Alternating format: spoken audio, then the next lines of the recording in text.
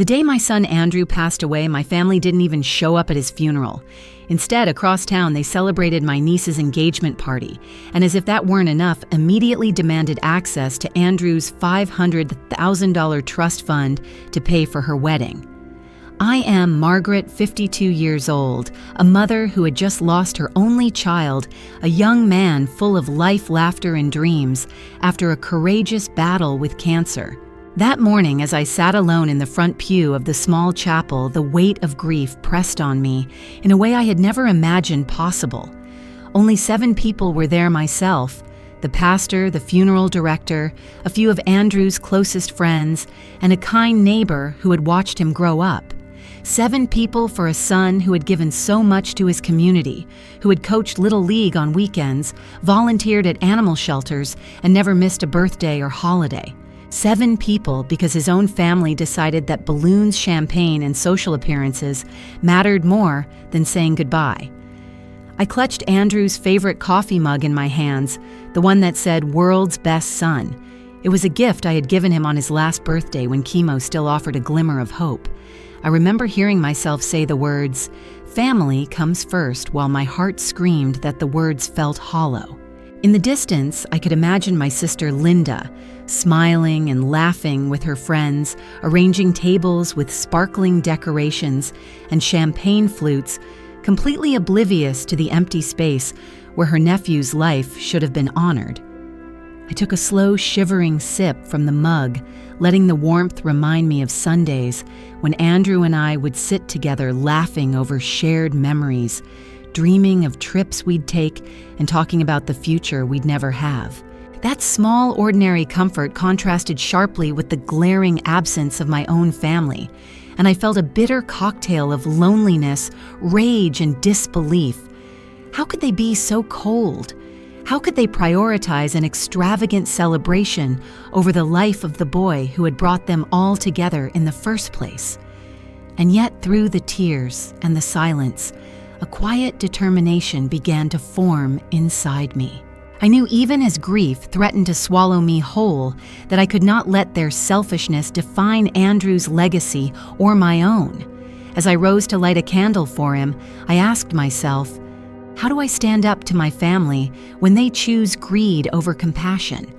How do I protect what my son worked so hard to secure in a world that seems to have lost all sense of care and fairness? That morning, in the middle of my sorrow, I made a decision that would change everything. The morning after Andrew's funeral, I barely had time to collect myself before there was a knock at my door. It was my sister Linda, her heels clicking aggressively against the porch, carrying an urgency that made my chest tighten. She stepped inside as if she owned the place, eyes sparkling with false sympathy, and immediately launched into her agenda. "Margaret," she said, voice dripping with concern, "we need to talk about Andrew's trust fund. Emily's wedding is just 6 months away, and that money could make all the difference." I felt a jolt of disbelief, a mix of rage and sorrow that threatened to choke me. 6 months. Was that all they saw in Andrew's death, a financial opportunity? I gripped the arm of my chair, my coffee cooling untouched on the side table, and watched Linda shift from foot to foot, the corners of her eyes wet with tears that felt as hollow as the empty pews from yesterday. Her mouth formed the words of concern, but her eyes betrayed a different story. Calculation, urgency, entitlement. "Do you understand, Margaret?" She pressed, leaning closer. "The venue, the flowers, the dress, everything costs a fortune. Emily has dreamed of this day since she was a little girl." I took a slow breath, forcing myself to remain calm. "Linda," I said, voice steady, despite the anger simmering beneath Andrew's fund, wasn't created to buy someone a wedding. He wanted it to help children who can't afford medical care or an education. He trusted me to honor that. Her eyes flickered almost imperceptibly, as if she hadn't expected me to respond so firmly. The pleading returned, more desperate this time. "Margaret, I know you're grieving, but sometimes family has to make sacrifices. Life goes on, and Emily, I cut her off. Life goes on for her, apparently," I said softly, letting the words hang in the air. "But Andrew is gone. and his wishes are clear. Linda's expression changed constantly as she realized she wasn't going to break me. The calculated smile faltered, replaced by a flash of annoyance, then masked by tears and a deep sigh. It was almost theatrical the way she shifted from sadness to indignation, trying every angle she knew to manipulate me. But I had spent months watching Andrew fight for his life. I had learned resilience in ways that far surpassed any social manipulation. As she continued to speak, I felt the old, familiar ache of family expectations press in the pressure to obey, to prioritize appearances, to bend my principles for the sake of harmony. But the grief had sharpened something inside me, and I refused to let it be twisted. How many times had our family ignored real suffering for superficial celebrations? Too many. And today, I would not allow history to repeat itself. By the time Linda left her voice trailing into the hallway, I knew the battle had just begun. I sat down with my hands around Andrew's coffee mug again, feeling a mixture of sorrow and determination. The day had already begun with heartache, but it would not end with surrender. I had to stand up not just for Andrew, but for the values he believed in, the children he wanted to help, and the truth that no family greed could erase. After the confrontation with Linda, I retreated to the quiet of my kitchen, trying to make sense of the whirlwind my life had become. As I sifted through Andrew's papers, reading his careful handwriting and notes, a clarity emerged. The trust fund he had painstakingly built over the years wasn't a playground for extravagance. It was a lifeline for children in need. Medical bills, tuition therapy. Andrew had envisioned a future where his passing could still make a difference. That $500,000 was not to fund a lavish wedding. It was to extend love and opportunity beyond our family to the kids who had nothing. The weight of realization deepened when I stumbled across a report from an investigative journalist regarding Emily's fiancé, Brandon Ashford. My blood ran cold. The Ashfords had been under federal scrutiny for charity fraud, funneling millions in donations into offshore accounts while claiming tax deductions for causes that never benefited anyone. I felt a surge of anger and fear if Linda succeeded in forcing the fund to be redirected to Emily's wedding, that money could fall straight into their hands. Andrew's generosity could be corrupted before it even had a chance to do good. I knew I needed help, and fast. I contacted Sarah Matthews, a seasoned estate lawyer who specialized in protecting wills from manipulative relatives. Simultaneously, I reached out to Jennifer Morrison, a journalist with a reputation for uncovering financial misconduct in high-profile families. Together, we began mapping out every possible way Linda could try to access the fund and how we could preempt it. Things escalated quickly. Linda hired her own attorney, threatening to question my mental competence and push for early access to the trust. I had to defend not only Andrew's intentions, but also my ability to carry them out. I gathered medical records proving Andrew was of sound mind when he created the trust documents of his charitable contributions letters, expressing his wishes, all meticulously organized. I would not be blindsided. Amidst the legal preparations, I reached out to Emma, my sweet, impressionable niece. Sitting with her in the quiet corner of my living room, I asked her gently, "Emma, whose wedding is this really?" Her eyes welled up as she admitted, almost in a whisper, that it had always been her mother's dream, not her own. She feared disappointing Brandon, his family, and her mother, but deep down she wanted something simple, something meaningful, and most of all, something her own. That conversation was pivotal. Emma began to see the pressure and manipulation for what it was, and I could see the first flicker of empowerment in her eyes. She realized she had the right to pause, reflect, and make choices based on her own happiness rather than her mother's ambitions or the lure of social status. Every day felt like a battle. Between legal strategizing journalist calls and late-night discussions with Emma, I learned to channel my grief into focused determination and strategy. I felt the presence of Andrew's spirit in each careful decision, reminding me that standing up to greed and manipulation was exactly what he would have wanted. This wasn't just about money. It was about integrity, about honor, and about proving to Emma and myself that we could navigate even the most toxic family dynamics with courage and intelligence. By the end of that week, I had built a fortress of protection around Andrew's trust fund, combining legal defenses, public scrutiny, and emotional support for Emma. For the first time since his passing, I felt a spark of hope.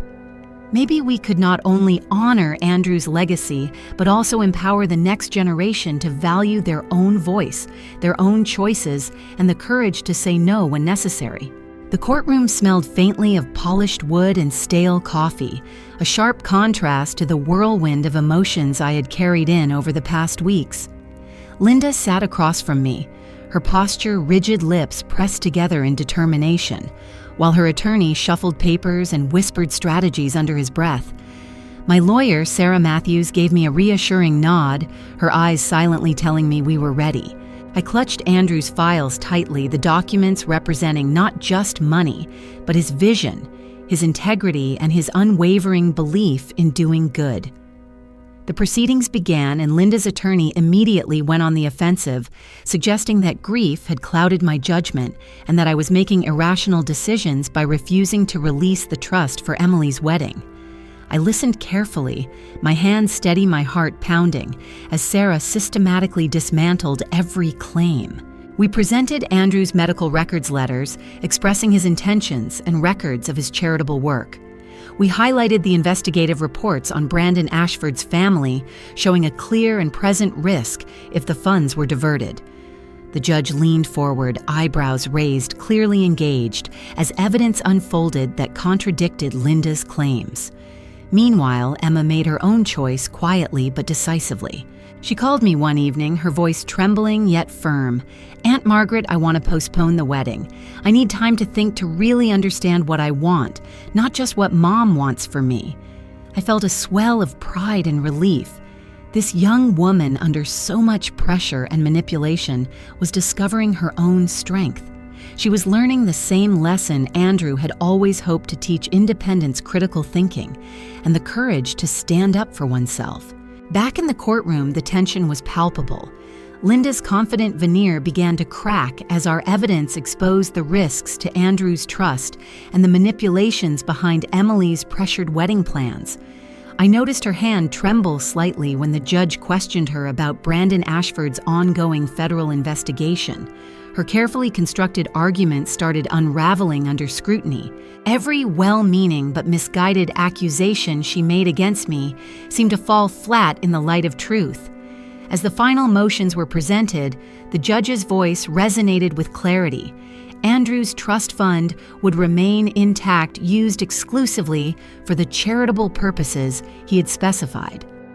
Linda slumped back in her seat, the fight drained from her posture, while I felt a quiet, steady satisfaction settle over me.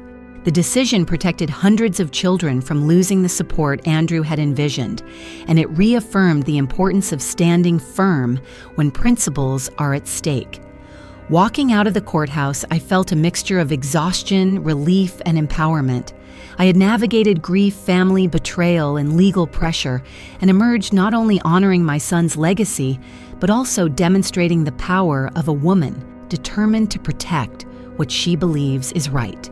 For any woman watching, I hope this shows that even in moments of vulnerability, even when the world seems stacked against you, strength, patience, and intelligence can prevail.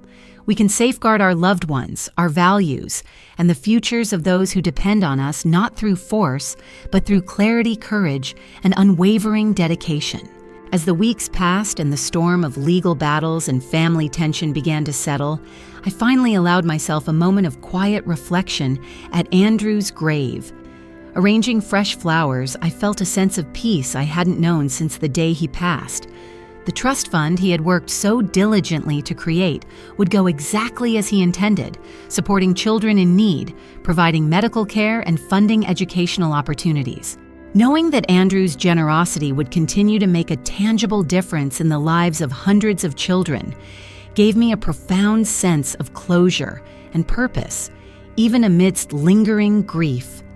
This journey taught me the invaluable lesson of trusting my intuition and exercising patience. Believing in myself during such a painful and high-pressure time allowed me to make decisions that truly honored Andrew's legacy. Protecting his wishes wasn't just about safeguarding money, it was about upholding integrity, defending values, and resisting the pressures of family greed. I realized that courage often manifests in quiet determination rather than dramatic confrontation, and that standing firm for what is right is always worth the effort. I also witnessed the importance of encouraging independence in the younger generation. Watching Emma pause, reflect on what she genuinely wanted, and make her own choices, instead of succumbing to her mother's ambitions, reminded me that empowerment is about giving guidance, without imposing control. Seeing her gain confidence in her own decisions was one of the most rewarding outcomes of this ordeal, a living testament to Andrew's enduring influence on those he loved. Finally, this experience reinforced my belief in the strength and resilience of women in midlife. Navigating loss, family betrayal, and legal challenges tested me in ways I never anticipated. Yet I emerged wiser, stronger, and more confident. Age is not a limitation. It is a reservoir of wisdom, judgment, and quiet authority. Months later, Emma sent a photo from her small, meaningful wedding on the beach, smiling alongside the man she truly loved. The note read, "Aunt Margaret, we had the wedding I always dreamed of, and we paid for it ourselves. Andrew would have approved." Seeing that image reminded me that through patience, courage, and intelligence, we can protect legacies, create hope, and inspire the next generation. This story is a reminder that the power, wisdom, and determination of women in midlife can create real change. If this story inspired you, please like, share, and leave a comment with your own experiences. And don't forget to follow Real Her Stories for more emotional, courageous, and meaningful tales that celebrate the strength of women and life's most important lessons.